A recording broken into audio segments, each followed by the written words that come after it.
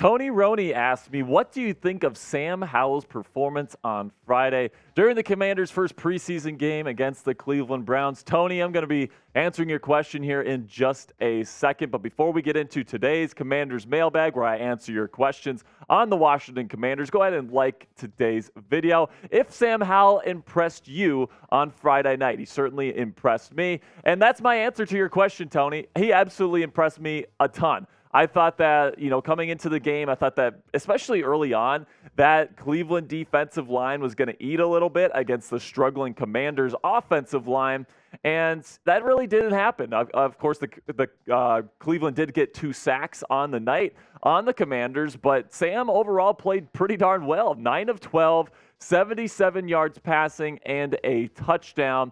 And, he looked like the starting quarterback of the Washington Commanders, and especially with Jacoby Brissett kind of having an off night, throwing that ugly interception deep down the field.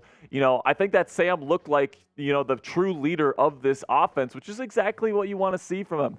I've been looking at Sam Howell's film from last year with the Commanders in that one game against the Cowboys, and then I've been watching Sam Howell film going all the way back to his junior year there at the University of North Carolina. And the big thing with Sam has always been inconsistency with his footwork, with his throwing mechanics, with his accuracy. The reason why he ended up falling to the 5th round is because he just wasn't able to put it all together into a consistent package, and that's what NFL teams want. They want somebody that they can rely on down in and down out to get the ball where it's supposed to go, and that really hasn't been Howell's game before this year, but this offseason, he has taken a ton of steps to address those concerns, addressing the footwork, addressing the throwing mechanics, addressing the mental processing and the understanding of the game. And because I really like the physical tools that Sam Howell has, this guy was projected as a top 5 draft pick in the NFL draft once, for a reason. He's got a strong arm. He's got a great deep ball. He's a plus runner in the run game. And if he can put the rest of that together and get the consistency down,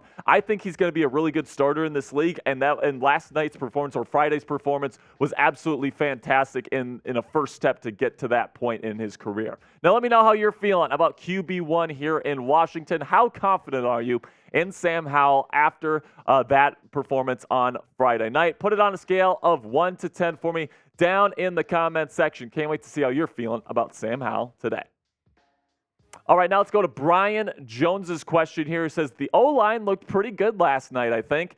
What are your thoughts on the pass protection last night? I'll say this. It was better than I thought it was. Now, I still have to go through the full all-22 film to kind of break down piece by piece. But just watching the game last night, there was a couple of bad raps from Charles Leno Jr. There was a holding penalty in the end zone from Andrew Wiley that led to a safety. But, overall, just giving up 2 sacks, I think is a win. No singular Cleveland Browns player finished the night with a full sack. So I'm looking at that performance from this offensive line, and it was better than I expected coming in. And now you guys know how I feel about this offensive line. I think it's one of the least talented groups in the National Football League. But hey, if they play like they did last night against true starting caliber defensive lines every single week, and Sam Howell plays the way that he played, I think this Commanders team could absolutely do some damage here in 2023 with this offense, with new offensive coordinator Eric Bieniemy. Now, coming up here on the Commanders Report, I got more questions I'm going to be answering from Friday night's game against the Cleveland Browns. But first, before we get into that, check out our friends at Fanatics, and they're offering you guys this awesome Commanders t-shirt combo on their website right now. Help support the channel here by using our link, chatsports.com/Commanders combo, to know that we sent you. I really like that short sleeve burgundy t-shirt mixed with the white long sleeve. I think that's a perfect combo no matter what the weather is.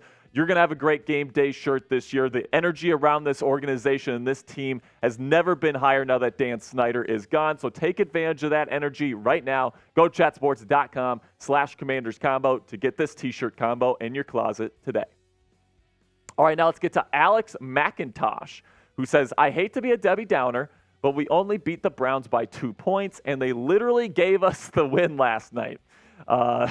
Don't know why people are so excited about that game. Now, I'll say, Alex, I think you are being a little bit of a Debbie Downer here. I thought the first-team offense, or the players that played in the first-team offense, looked pretty decent. Now, you're right. The Cleveland Browns are a joke of a franchise, and they literally just gave the Washington Commanders the game after they missed the two-point conversion at the end of the game. But I look at this team, and I look at what Eric Bieniemy is bringing. I looked at the offensive line doing their thing last night. Hopefully that continues to be, at least serviceable offensive line play for Sam Howell. And if Sam plays the way that he played last night in the season, I think that's exactly what Commanders fans are looking for, in my opinion. And, the second team and third team offense and that sort of stuff didn't look all too great last night. It was a really low-scoring preseason game. But I look at what I saw from the players that are going to be on the field this season, and I saw a lot of good things. So I'd say I try to have a little bit more of an optimistic outlook here as we head into the 2023 season. So now take a guess for me down there in the comments section. How many wins will the Commanders end up having here in 2023? Let me know what you guys think. And for me, my answer on this question is going to be, I think they're going to get around 9 wins. All right, the offensive line play scares me quite a bit. Having a truly unproven quarterback in there this year scares me a little bit. But Ron Rivera, if say what you will about Ron Rivera, he hasn't really been, good enough to get this team into double-digit wins through his tenure here in the nation's capital, but he's gotten them to be competitive no matter what's going on with the offensive line, with the quarterback play, whatever. This team's been competitive, and they've gotten to 7, 8, and 9 wins every single season that Ron Rivera has been here as the head coach. Say what you will about Ron, but he gets his teams to buy into his culture, and, they do compete. So I think that they'll get around 9 wins, and, depending on how well the offensive line does, depending on how good the defense is, depending on how well the offensive line or how poorly the offensive line plays, it's going to depend. Those are the little things, the variables that are going to differ based on what this schedule is going to look like. But for me right now, I'd say 9 wins is a pretty darn good outlook for the Washington Commanders.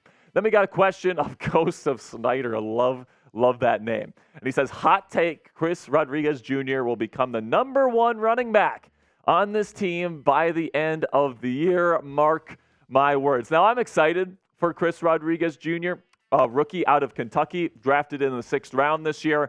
But you take a look at the depth chart right now, you got Brian Robinson and Antonio Gibson above him. And let me tell you, man, I think going into the season, I'm pretty darn sure Brian Robinson is going to be the real deal for the Commanders. For me, my view on Brian is that he's not necessarily like a star in this league, but he's very smart. He's very tough, and he's going to get you really solid production from the running back position as long as it's blocked up correctly. I think Chris Rodriguez Jr. is a very talented individual. Same thing with Antonio Gibson. But with Gibson, he just hasn't really developed the running back aspect of the game. His vision isn't all that great. He runs into clouded areas on the offensive line, doesn't take good opportunities for himself. And I hope that's not the case with Chris Rodriguez Jr. Looked good on Friday night. I hope he continues to build that throughout the entirety of this preseason. Now, let me know who you think is going to have the best career out of anyone on this running back room right now. Do you think it's going to be Brian Robinson? Give me a BR. Do you think it's Antonio Gibson? Give me an AG. Or if you think it's going to be the rookie out of Kentucky, Chris Rodriguez Jr., give me a CR down there in the comments. For me, like I said, I'm going to go with Brian Robinson right now. Now, I'm a believer in Chris Rodriguez Jr. I want to see what he's going to be able to do. But I think to say that he's going to be the #1 guy in this list here before the end of the season, it's a little bit of a stretch for me. I'm a Brian Robinson guy. I think he's going to be that #1 dude in this backfield for the entirety of the 2023 season. Now, that'll be it for today's show, guys. Really do appreciate the support. If you want daily and free Commanders content throughout training camp, throughout the preseason, leading up to the 2023 season, where we're going to be covering all 17 games of the Commanders' regular season schedule. If you want the best damn Commanders content here on YouTube, 100% free. This is the place you get it, so go ahead, click that subscribe button right now.